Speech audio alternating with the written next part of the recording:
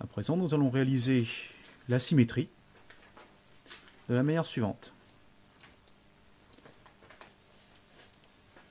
Je fais un double-clic sur la clavicule droite afin que tout mon système soit sélectionné.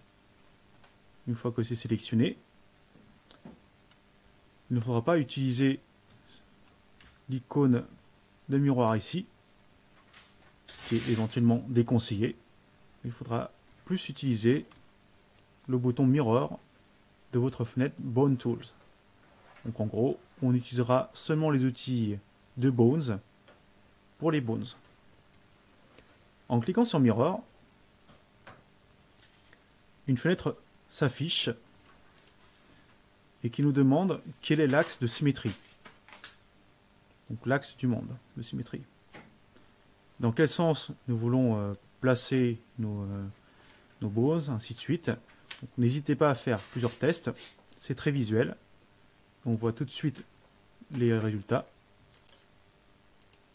Donc là actuellement, ce qui nous intéresse, ce sera la symétrie par rapport à l'axe X.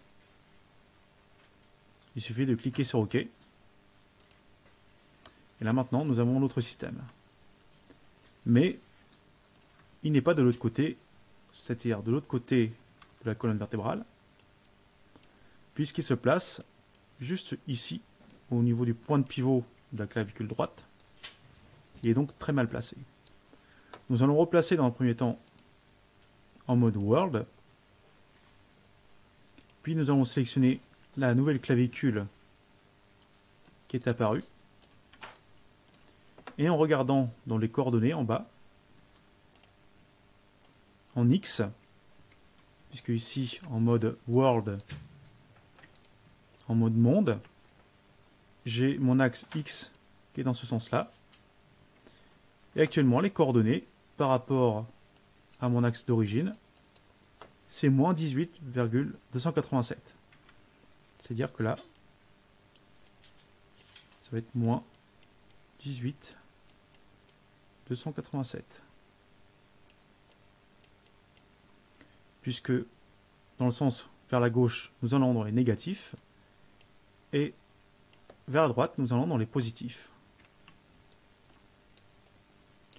Si vous avez bien compris l'astuce, elle consistera tout simplement à sélectionner le bones de la clavicule que nous venons de créer par le système des miroirs, et nous devrons retirer le signe moins et valider, afin que tout le système que nous venons de créer par miroir se place correctement de l'autre côté.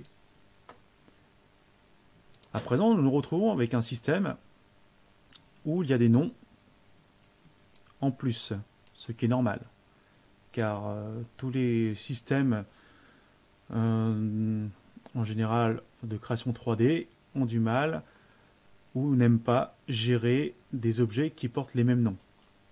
En tout cas, quand ils sont au même niveau. Donc nous allons corriger ça dans quelques instants. Mais d'abord, nous allons passer à la symétrie de la jambe droite, en faisant exactement la même chose. Donc je fais un double-clic d'abord sur la cuisse droite. Ensuite, je clique sur le bouton Mirror. La fenêtre apparaît. En cliquant sur les différents axes, ici, je vois quels sont les effets et ce que je veux obtenir. Donc les Bones Axis to Flip ici, YZ, et l'offset, pour l'instant, n'y touchez pas. Nous verrons plus tard à quoi cela peut servir. Donc, en voyant le résultat, je clique sur OK. Et pareil que tout à l'heure, je ne suis pas en Bone Edit Mode. Je clique sur le Bones de la cuisse droite en miroir. Je me place en mode World. Puis, dans le système de coordonnées ici, je retire le signe moins, pour que le point de pivot de la nouvelle cuisse miroir passe de moins 10,358 à 10,358. De cette manière, maintenant nous avons réalisé notre squelette quasiment en entier. Après, nous allons renommer toutes les parties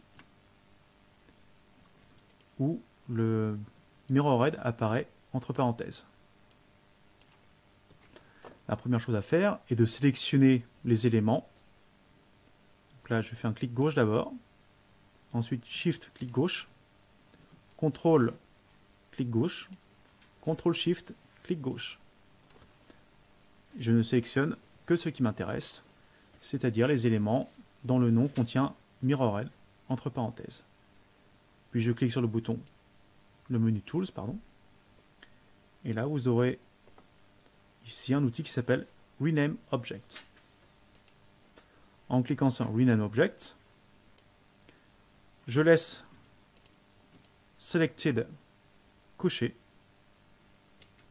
Je décoche Base Name et je vais cocher Remove Last. Remove Last va me permettre de supprimer des caractères dans les noms d'objets en partant de la fin. Donc dans Mirrored, il y a à peu près, il y a donc 1, 2, 3, 4, 5, 6, 7, 8, 9, 10. Il y a 10 caractères dans Mirrored. Et ce qui pourrait m'intéresser, c'est de retirer également le D. Donc, D c'était pour droite, et G, je vais remplacer ça par G pour la gauche. Donc là, en gros, je vais demander de retirer 11 caractères à partir de la fin pour retirer Mirrored avec les parenthèses et la lettre D. Puis je vais cocher la case suffixe pour que 3D Studio Max me rajoute à la fin un G. Une fois que j'ai fait ça, je clique sur Rename. Et là, on voit le résultat. Je ferme la fenêtre. Et là, nous avons quasiment terminé. Ensuite, pour accorder les différents éléments sur la colonne vertébrale, faites attention, nous n'utiliserons pas la technique avec le Connect Bones. Pourquoi? Pour plusieurs raisons. Déjà, la première raison, c'est que ce n'est pas pratique à connecter. Par exemple, là, si je veux connecter mes clavicules au Bones Torse, ici, je ne vais pas pouvoir le faire à partir du Bones Torse. Si je clique sur le Bones Torse et que je clique sur Connect Bones, vous voyez que le trait part de la fin du Bones Torse. Donc par conséquent, vous voyez que la liaison se fait de manière illogique et ne se fait pas par rapport au trait en rouge, mais par rapport au trait en vert. Ce qui n'est pas super pratique. Vous pourriez dire, mais c'est pas grave, il y a juste à prendre le Bones qui est en dessous et on fait un Connect Bones. Oui, là ça marche. La problématique qu'il va y avoir, c'est la suivante. Donc, les deux bones qui viennent d'être créés sont deux bones qui font partie de la hiérarchie, de la structure. Et dans l'autre skinning, ces bones vont être rajoutés, ce qui va donner du travail en plus et ce qui risque de donner des perturbations en plus. Donc il faudra soit les retirer avant la phase de skinning, ou alors il faudra les incorporer et penser à ne pas mettre d'influence dessus. L'un dans l'autre, ce n'est pas super pratique. Donc ce qui sera fait sera la chose suivante. Nous allons tout simplement les supprimer. Car ces deux bones ne conviennent pas pour notre système. Donc là, je fais un delete bone. Afin de rattacher les bras et les jambes au système, voici ce qui est conseillé. Donc, il faudra utiliser tout simplement l'outil Select and Link. En cliquant dessus, je sélectionne d'abord avec la touche CTRL, clic gauche, les membres qui m'intéressent. Ensuite, comme ce sont des enfants, je fais un clic gauche, je maintiens enfoncé, et je viens donc les relier au système qui m'intéresse. Donc évidemment, là, ça n'est pas bon, puisque j'ai relié les cuisses et les bras au torse. Donc on va bien sélectionner d'abord les deux bras pour le torse, puis les deux jambes pour la hanche. Et là, en faisant une rotation, on voit bien que le point de pivot de la clavicule vient se connecter au point de pivot du torse. Pareil de l'autre côté. Que le point de pivot de la cuisse vient se connecter au point de pivot de la hanche. Et pareil de l'autre côté. Donc, grâce à ça, nous avons maintenant un système qui nous permet de faire des rotations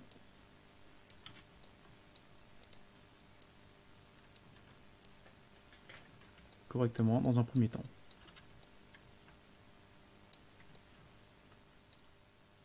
Le placement des bones afin de créer un squelette est la première partie et la partie la plus simple. Donc n'hésitez pas à vous entraîner avec ce sujet en le refaisant plusieurs fois ou en prenant d'autres modélisations et en plaçant les bones de votre squelette afin d'obtenir de l'expérience et de la pratique. Car c'est avec ça que vous pourrez avancer et évoluer. Que si vous mettez plusieurs minutes à placer vos bones, alors qu'il vous reste plein d'autres choses à faire, cela pourrait être préjudiciable à votre productivité. Donc, si j'ai une comparaison à faire, le rigging, c'est un peu comme la vaisselle. Donc, personne n'aime la faire. Ce n'est pas compliqué, et c'est quelque chose qu'il faut absolument bien maîtriser et faire le plus rapidement possible. Le placement des squelettes, c'est vraiment la base. C'est quelque chose qui doit être vraiment très très rapide.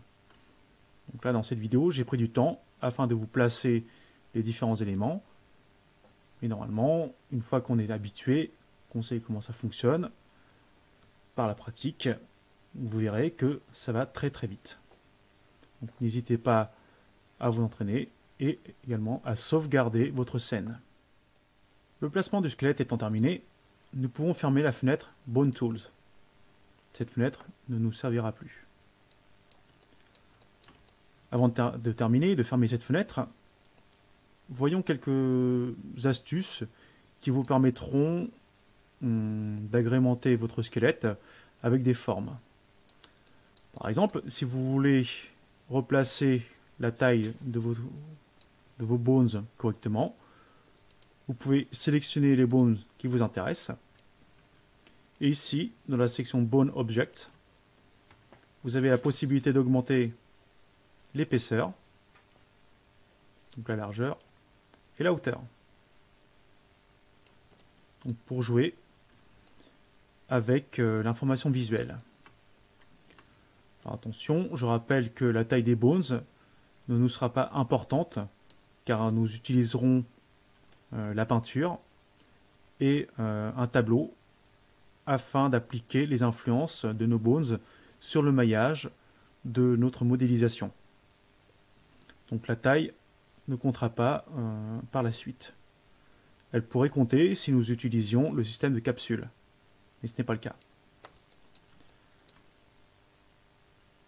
Ensuite, si vous voulez mettre des ornements sur vos bones, vous avez la possibilité d'aller dans la section Fins et de cocher les différentes cases, donc par exemple Side Fins, ensuite de changer la taille ici, pour mettre des informations visuelles afin de savoir dans quel sens pivote votre bones. Est-ce qu'il est droit? Est-ce qu'il est légèrement incliné? Pourquoi? Comment? Vous pouvez également donc placer des ailerons au-dessus, en dessous, donc afin de savoir dans quel sens est orienté votre bones. Et pour terminer, vous avez des propriétés de Bones ici, qui pourront vous donner éventuellement un contrôle en plus. Mais pour le moment, si vous êtes débutant, ne touchez pas à ces options. Nous verrons ça plus tard.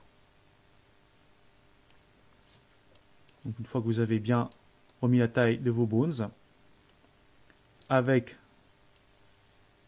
ces options, sans utiliser le R, donc le R est à proscrire, mais même en mode Edit Bones, ne faites pas ça.